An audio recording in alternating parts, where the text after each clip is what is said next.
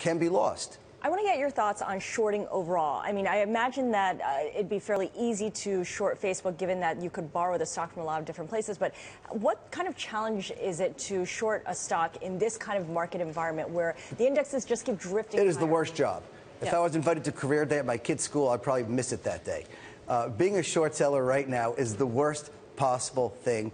I actually started to think I have like Stockholm syndrome, because 2 weeks ago I said, nothing's going to make this market go down. And then that night I said, oh my God, well, if I'm thinking that, it has to be going down soon.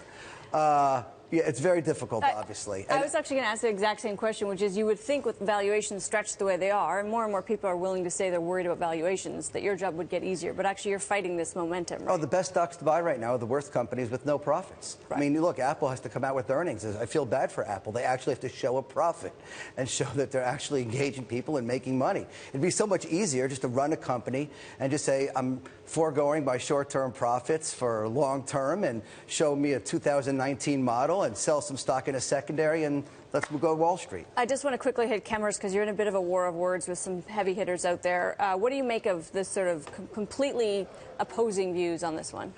Well, I wrote a story on Chemours saying that it's a bankruptcy waiting to happen, and Green Light and David Einhorn's long the stock, yeah. And I guess he bought more of it. And I guess Einhorn came out today in a letter and said that I don't properly understand how big the legal ramifications are going to be. Yep. I don't think, I mean, neither of us know exactly how big the awards that juries are going to give that DuPont has been poisoning people throughout the world for 30 years and spun it off into a separate company. Nelson Peltz, I think, knows DuPont quite well, and he sold all his stock in Chemours. I would say he probably knows it as well, if not better than David Einhorn. And most importantly, and other than that, you talk about like a rebound in titanium dioxide pricing, and I guess my guess would be as good as David's. So he has his point, and I have my point. It's definitely not a war of words. That's what makes this market, and that's why we're here and you're here, right?